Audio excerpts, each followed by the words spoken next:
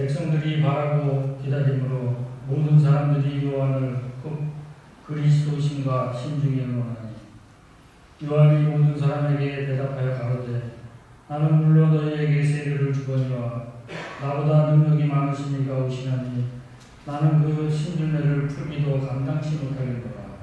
그는 성령과 불로 너희에게 세례를 주실 것이요 손에 키를 들고 자기의 타작마당을 정하세 하사 알부분과 곡간에 들이고 쭉정이는 꺼지지 않는 불에 태우시리라.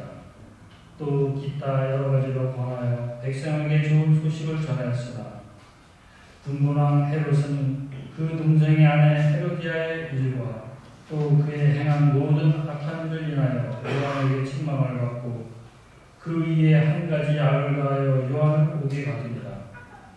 백성이 다 세례를 받으세 예수도 세례를 받으시고 기도하실 때 하늘이 열리며 성령이 형체로 비둘기같이 그에 위에 강림하시더니 하늘로서 소리가 나기를 너는 내 사랑하는 아들이다. 내가 너를 기뻐하노라 하시니라. 아멘. 오늘 같이 연애 바꾸지 않는 말씀의 본문은 누가복음 3장 15절에서 22절 말씀입니다. 세례 요한의 설교란 제목으로 같이 언어를 나누려고 합니다.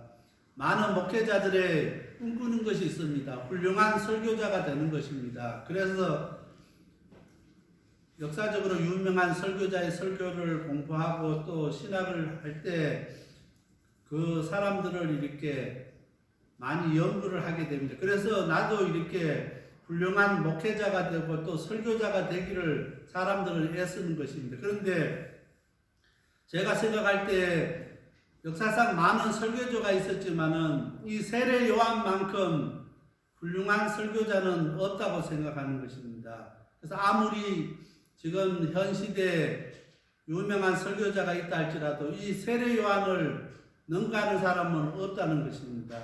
정말 자신이 누구인지를 알았고 항상 겸손했습니다. 그리고 세례 요한은 항상 회개를 선포했던 것입니다. 정말 예수님의 오심을 준비하기 위해서 가장 중요한 것은 회개입니다.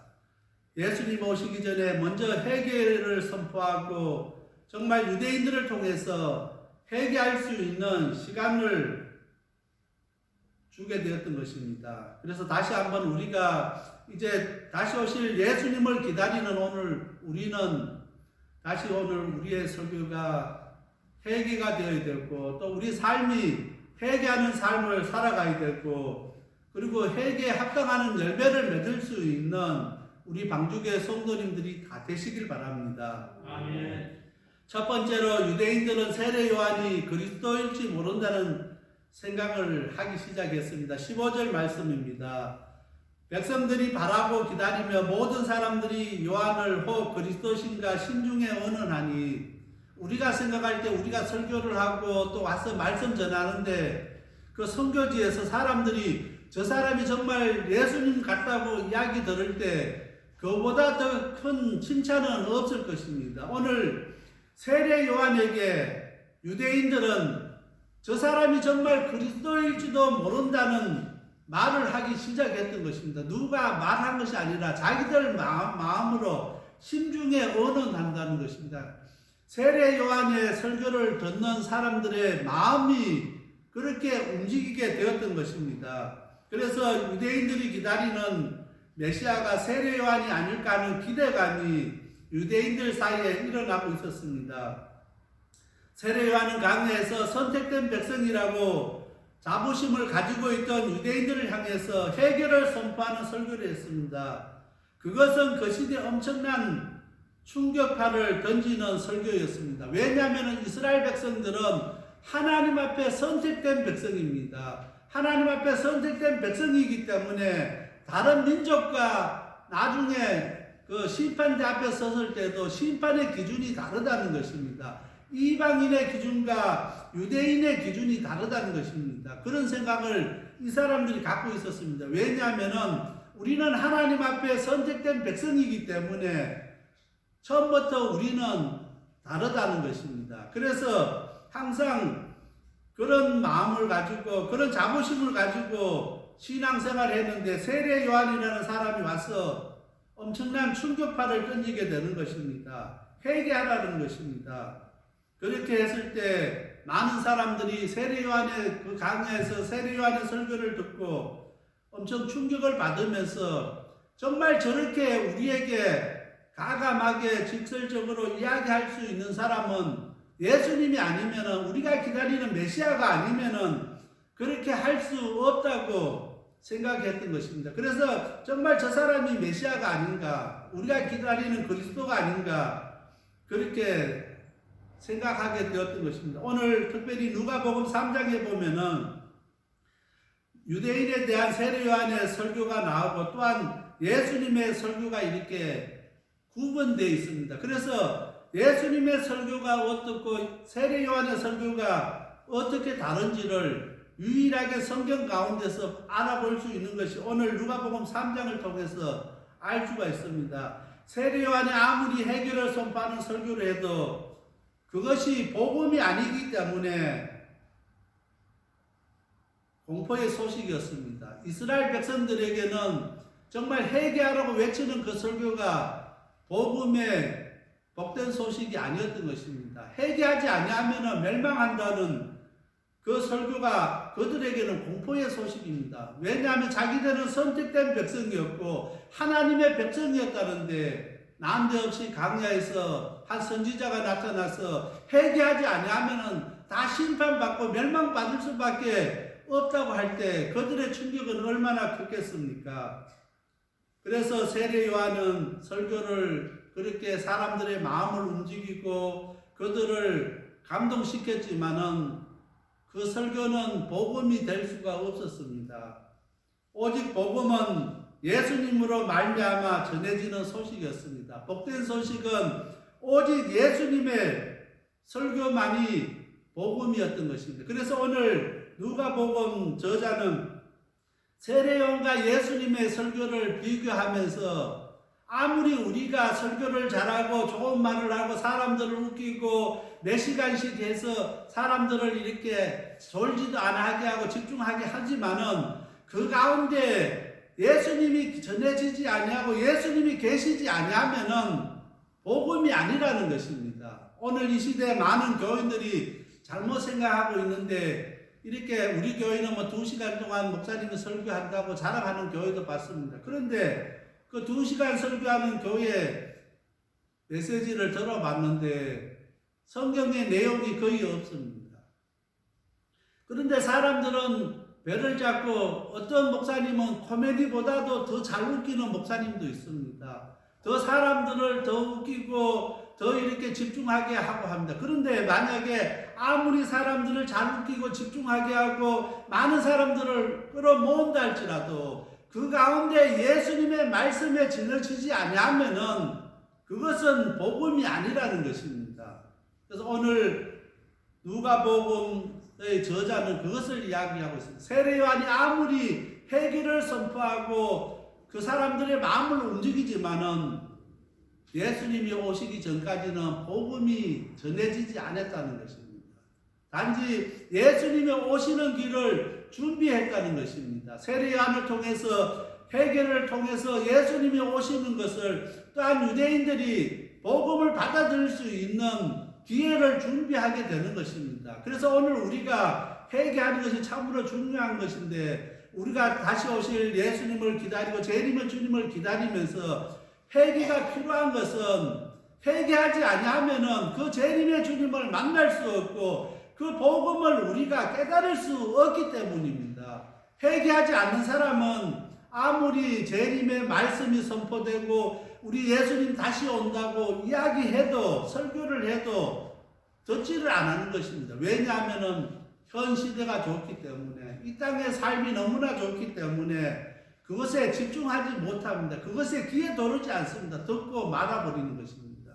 그런데 오늘 유대인들은 세례 요한의 그 설교를 듣고 그들 마음이 움직이기 시작했고 그들이 변화되기 시작했고 정말 그들 입에서 저 사람이 정말 메시아가 아닌가 그리스도가 아닌가 할 정도로 엄청난 충격을 줬던 그런 설교자였습니다. 그래서 오늘 우리는 그 당시 유대인들 생각에는 정말 하나님 백성으로서 하나님의 자녀로서 우리가 하나님 앞에 예배드리고 제사하면은 당연히 구원받고 심판에서 제외될 줄 알았습니다.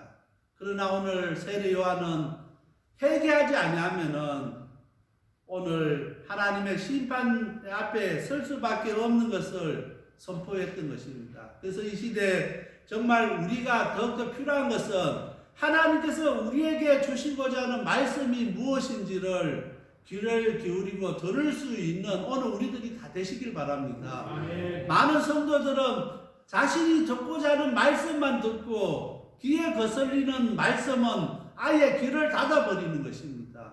하나님은 시대마다 우리에게 주시는 말씀이 다릅니다. 특별히 우리 루터란 교회는 우리가 다음 주에 설교 나갈 본문 지금 주고 있는 것처럼 1년 본문이 다 우리가 주어집니다. 그 본문을 가지고 제가 설교를 하는데 설교를 준비하면서 우리 교단에서 작년에 미리 1년 전에 이 본문을 준비했는데 그 시대마다 다 그때마다 다 그래도 적용되고 하나님께서 그렇게 맞게 역사하시는 것을 보게 되는 것입니다. 왜냐하면은 하나님 말씀이기 때문에 하나님 말씀은 시대와 공간과 민족과 모든 나라를 초월해서 하나님께서 역사하시는 것을 제가 깨닫게 되는 것입니다.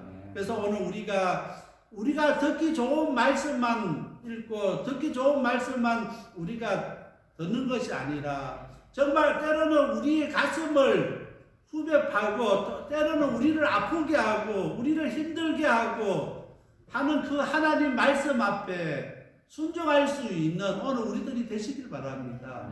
때로는 그 말씀이 우리 가운데 받아들이기 힘들 수도 있습니다.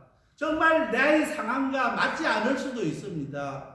그러나 하나님의 말씀인 것을 믿고 그것이 하나님의 말씀임을 고백할 수 있는 우리 모든 성도님들이 되시길 바랍니다. 그래서 세례 요한은 유대인들을 향해서 혈통이 아닌 삶 자체가 하나님의 심판의 표정인 것을 이야기했습니다. 선택된 아브라함의 자손이기 때문에 너희들이 심판을 면제받는 것이 아니라 혈통이 좋아서 선택받은 것이 아니라는 것입니다. 그들의 삶 자체가 하나님의 심판받는 기준이라는 것을 설교했던 것입니다. 오늘 이 시대 우리에게도 필요한 그 말씀입니다. 오늘 우리가 모태신앙을 자랑하고 교회 신앙 연수를 자랑하고 교회 중직을 자랑하고 여러 가지 우리가 교회에서 봉사하고 하는 거 자랑합니다. 그보다 더 중요한 것이 있습니다. 우리의 삶의 자체가 하나님의 그 심판의 기준으로 봤을 때 우리가 합격점에 있는가 우리 자신을 한번 되돌아볼 수 있게 되길 바랍니다. 신앙의 연수가 우리를 구원받는 것이 아니라 우리의 삶이 지금 어떤 삶을 살고 있는가, 우리의 삶의 모습은 어떤 모습인가.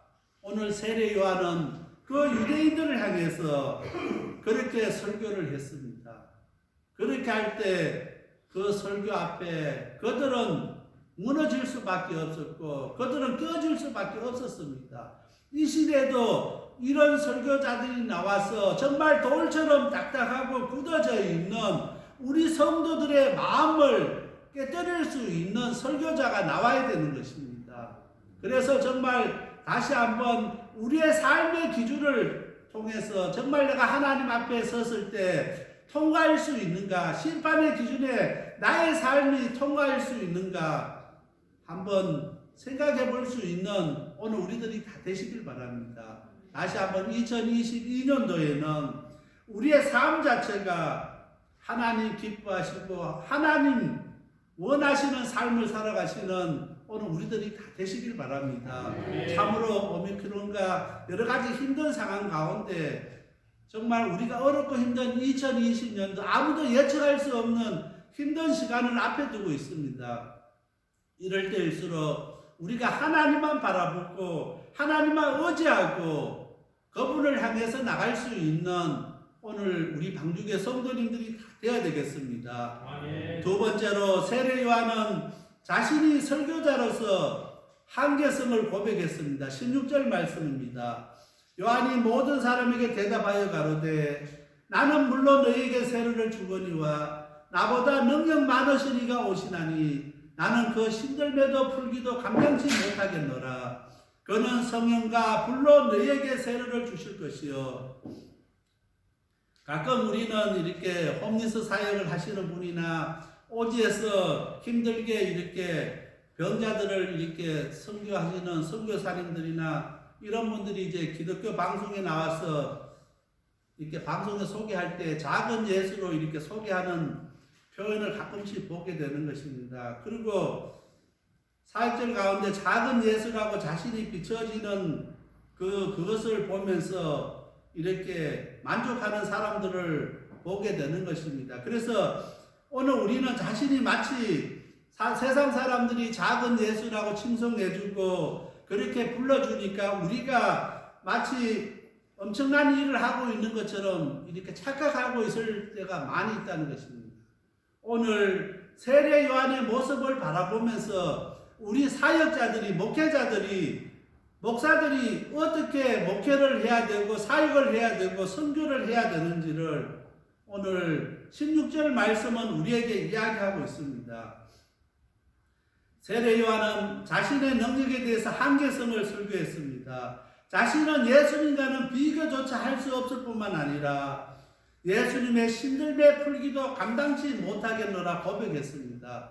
이 신들매는 이스라엘에는 사막입니다. 강야이기 때문에 거기는 신발이 우리처럼 운동화나 구두를 신지 아니하고 샌들처럼 끈으로 되는 샌들처럼 그 신발을 신는데 이렇게 손님 집에 방문하게 되면은 먼 길을 걸어서 가기 때문에 발이 지저분해집니다. 신을 제대로 신지를 안 하기 때문에 그 집에 방문하게 되면은 그 집에서 가장 격업이 낮은 그 하인이 나와서 이 손님의 그 신들매를 풀어서 발을 닦아서 이렇게 집으로 이렇게 영접하게 되는 것입니다. 그 일을 누가 하느냐면은 청지기가 하는 것도 아니고 그 집안에서 가장 낮은 하인이 하게 되는 것입니다. 그래서 오늘 세례 요한이 그 유대인들을 향해서 고백하기를 나는 다시 오시는 그 예수님의 신들매 풀기도 감당하기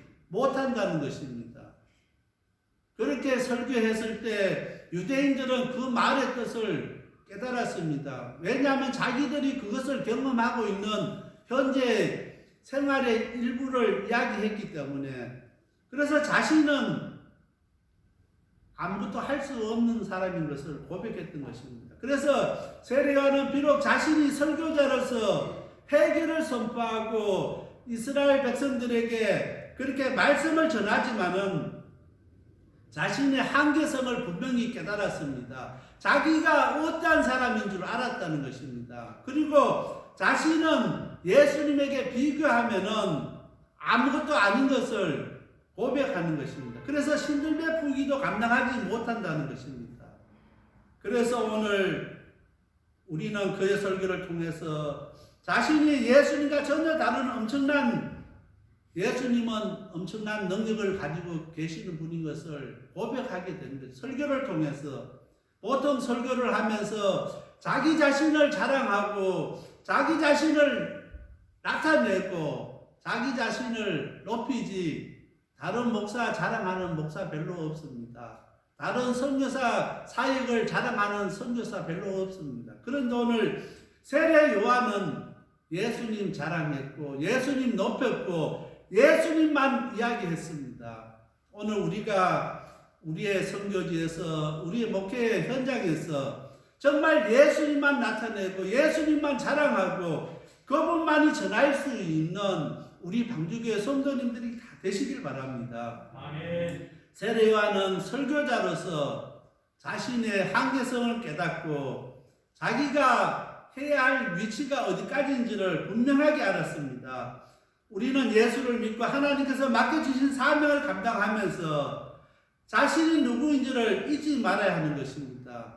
그런데 우리가 인간인지라 조금 신앙생활 오래 하고 교회 중책을 맡고 또 목사도 오래 하면은 교회 교단에서 직분 맡고 하면은 자기가 누구인지를 잊어버리는 것입니다. 어느 순간 예수님과 같은 동급에 가 있을 때가 있다는 것입니다. 어떤 때는 자기가 더 예수님보다 앞서 있을 때가 있다는 것입니다. 그러면서도 그것을 깨닫지 못한다는 것입니다.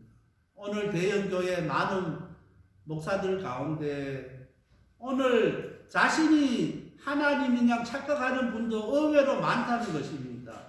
정말 누가 하나님인지 누가 목사인지 구별이 안 되는 교회도 있다고 이렇게 많은 사람들이 비꼬고 있습니다.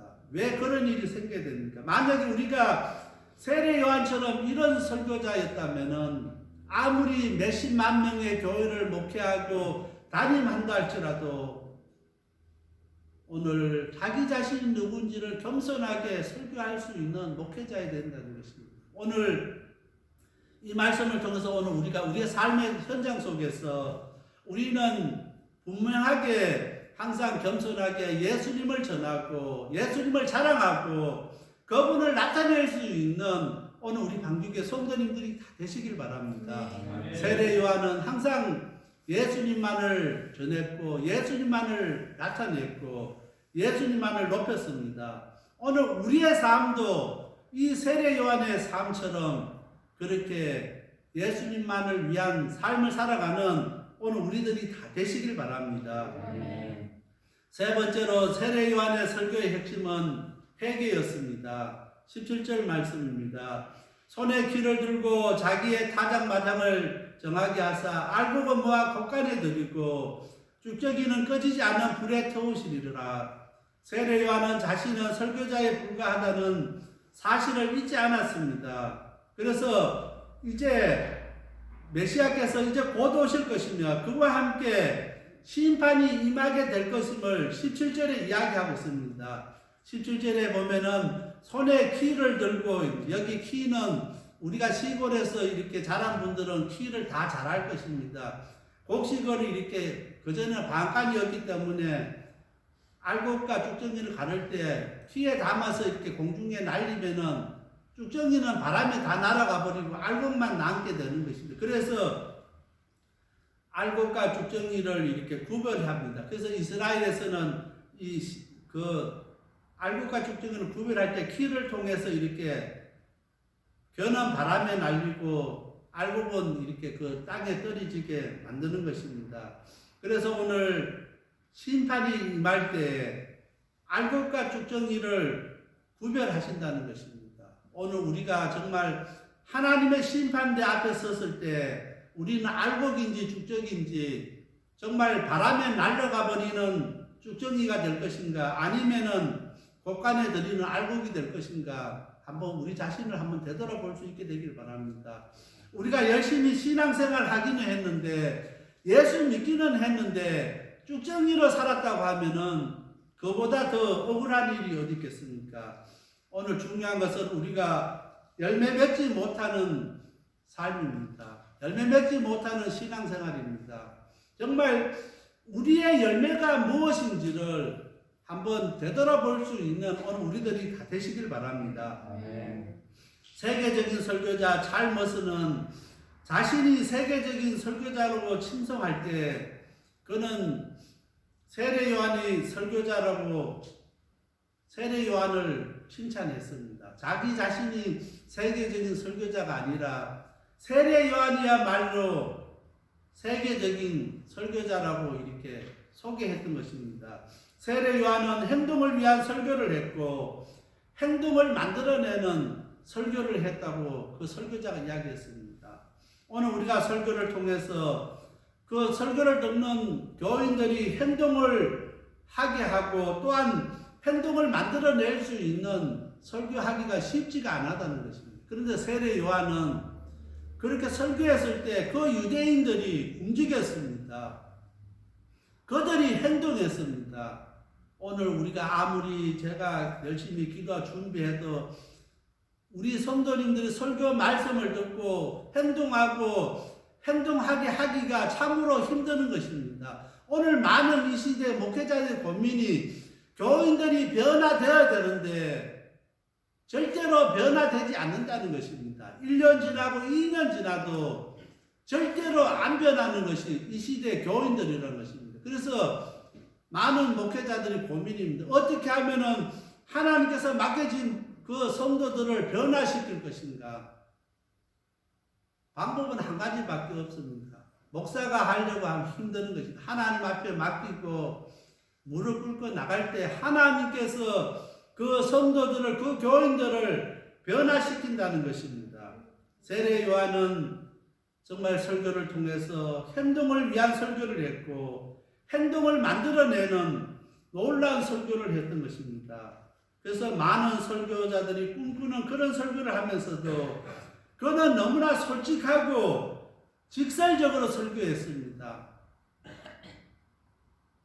어떤 사람이 저에게 이야기를 하기를 요즘 많은 목사님들이 이 코로나 시대에 맞지 않는 설교를 한다는 것입니다. 이 팬데믹 시대에 너무나 좋은 말로 너무나 장밋빛 같은 그런 설교를 한다는 것입니다. 그래서 정말 우리가 이 시대에 필요한 말씀은 장밋빛을 꿈꾸고 그렇게 이쁘게 포장된 그 말을 듣기 위해서 오는 것이 아닌데, 그 설교가 필요한 이 시대가 아닌데, 대다수 많은 목회자들의 설교가 그렇게 포장되어 있고 그렇게 장밋빛으로 이렇게 덮여져 있다는 것입니다. 그래서 많은 사람들이 그 설교 말씀을 듣고도 별 아무런 감동도 없고 와닿는 것도 없고 그냥 끝나버린다는 것입니다. 정말 이 시대에 맞는 그런 세례 요한처럼 그런 설교가 필요하다는 것입니다.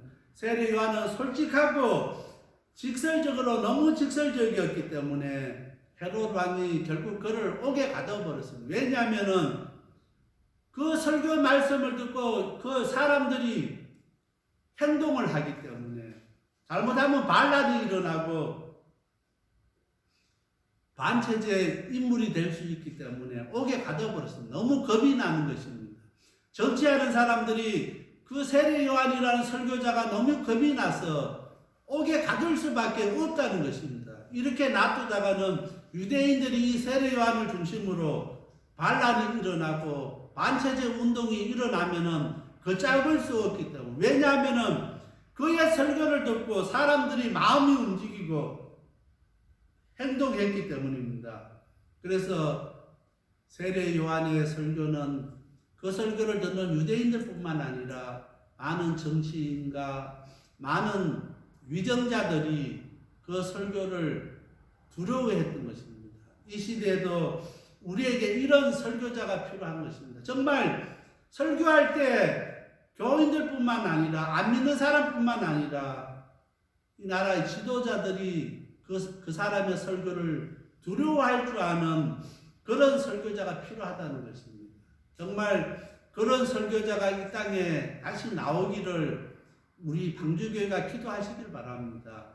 그래서 다음 대에 다시 우리 교회에 세워지는 목사를 통해서, 아니면 그 다음 대에 세워지는 목사를 통해서라도 하나님께서 이 일을 하실 수 있도록 우리가 기도로 준비해야 되는 것입니다. 기도로 준비할 때 하나님께서 방주교를 통해서 그런 일들을 하게 하는 것입니다. 미국의 정치인들이, 미국의 대통령이 정말 그 목사의 설교를 듣고 정말 두려워하고 정말 힘들어하는 그런 설교자가 나와야 된다는 것입니다. 그래야 이 땅을 변화시킬 수 있고 이 땅을 회복시킬 수 있다는 것입니다.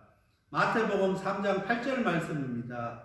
그러므로 회개에 합당한 열매를 맺고, 세례 요한이 설교할 때 회개에 합당한 열매를 맺으라고 했습니다. 그때 당시에 보면은 많은 바리새인과 사두개인들이 세례를 베푸는 대로 왔다는 것입니다. 우리가 생각할 때 바리새인들이 보통 사람이 아니지 않습니까? 사두개인들이 보통 사람들이 아닌데 이 세례 요한에게 세례 받기 위해서 왔다는 것입니다. 그 정도로 엄청난 영향력을 끼쳤고 엄청난 설교자였고 사람들을 움직였던 세례 요한이었지만은, 세례 요한은 겸손하게 예수님을 위해서 예수님의 오심을 준비하고 회개를 선포하고 자기 자신의 사명을 감당했던 것입니다. 그래서 예수님이 오시는 길을 예비했습니다. 오늘 우리 방주교회 성도님들도 이제 우리 예수님 다시 오십니다. 오실 때까지 우리 한 사람 한 사람이 우리의 삶 현장 속에서 예수님 다시 오실 예수님을 위해서 준비할 수 있고 오시는 예수님의 길을 예비할 수 있는 우리 성도님들이 다 되시길 바랍니다. 그래서 기도하며 철저하게 회개에 합당하는 열매를 맺을 수 있는 우리 방주교회 성도님들이 다 되어야 되겠습니다. 그래서 2022년도에는 우리가 회개하고 정말 다시 한번 우리가 새로운 각오로 새롭게 결단해서 2022년도에는 승리하는 우리 방주교회 성도님들이 다 되어야 되겠습니다. 다 같이 기도드리겠습니다.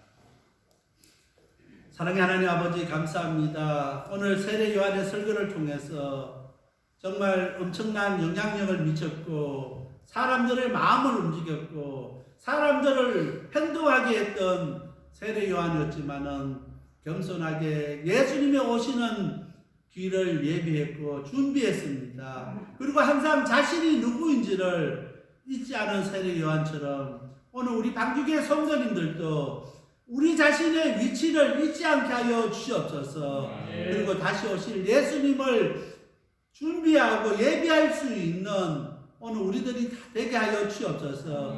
2022년도에는 저희들이 다시 한번 회개하고 결단해서 믿음으로 승리하는 2022년도가 되게 하여 주시옵소서. 이 모든 말씀 예수님 이름 의지하여 간절히 기도드렸습니다. 아멘.